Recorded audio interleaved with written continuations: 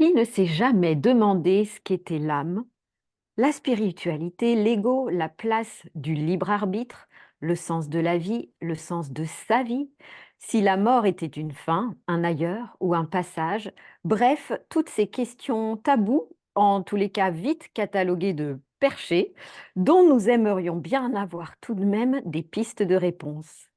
C'est de ce constat qu'avec Véronique, nous avons choisi de vous proposer des séries de courtes vidéos Raconte-nous, où nous explorerons ces questions, apporterons des pistes de réflexion en toute simplicité, sans affirmer que ce qui est dit est la vérité.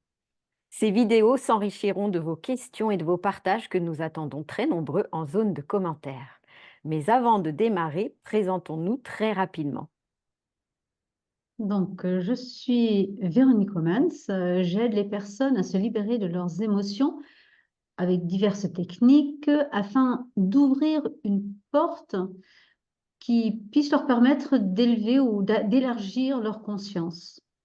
J'anime des formations, des méditations et j'harmonise également des lieux.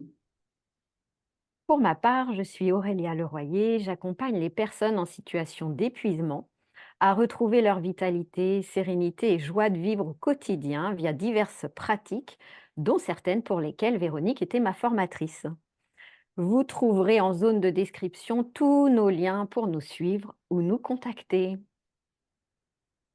Raconte-nous, Véro, est-ce que le doute fait partie de ta vie spirituelle et si oui, comment tu chemines avec?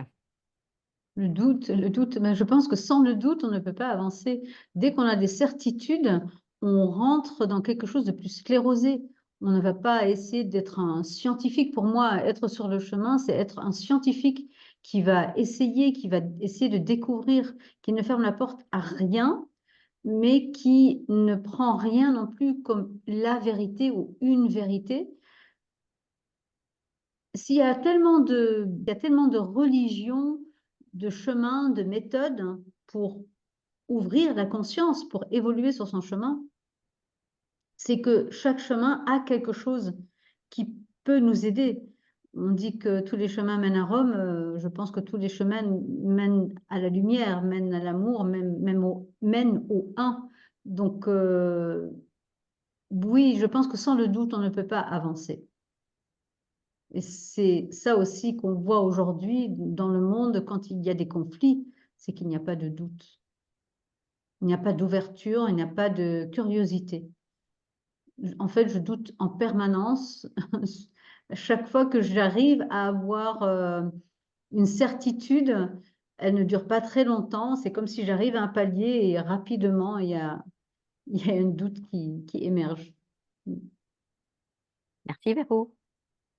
Et raconte-nous, est-ce que la spiritualité, c'est se sentir connecté à plus grand que soi?